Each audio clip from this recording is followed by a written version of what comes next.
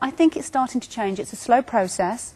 There are lots of government initiatives that are coming through now and lots of money that's being made available. But I think also we need to concentrate on the type of development that we're giving. I think training and development are two very different words. People will invest in training, so computer training, skills training, on-the-job training, but they're not looking at developing the soft skills, the people skills that ultimately makes that person your ambassador for the company, and that will have a very serious impact. It doesn't really matter how fabulous your great computer department is, it doesn't matter how brilliant a product you have. The person selling that product or the person that is managing that team doesn't have the development skills, then ultimately, I think in 10 years' time we could have a really serious problem with this. Well, if you're looking at the level below management, I would say it's a lack of understanding of the bigger picture within companies and understanding how important their role is. Now again, that could be the fault of the manager, but people are brought in to do a job and sit at a desk, and that's what they do. So consequently, it's quite easy for them to get demotivated.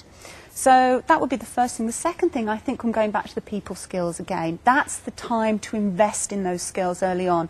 The presentation skills, or the ability to deal with anger, or the ability to just even very basic body language reading skills, and just very general understanding that the way you communicate is not necessarily how the world communicates. I think we tend to think that how we view the world is how everybody views it, and it's not always the case, and I think that gets people into an awful lot of problems.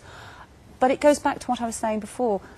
There isn't really the training of those skills at that level, so you're just storing up trouble for when you promote these people if they don't leave.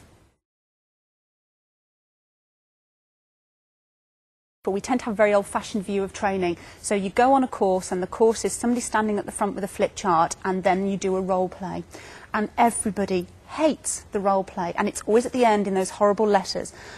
It's there because you need to be able to see if somebody can put into practice what you have covered during the day. But it's the most unhelpful thing, really. People tend to dread it. No matter how much research I do into a company, I can never really be like the person that normally they deal with. Thirdly, if you're doing something like a negotiation, that may take 6 weeks. But I'm saying, well, we've only got 20 minutes, so can we get a move on?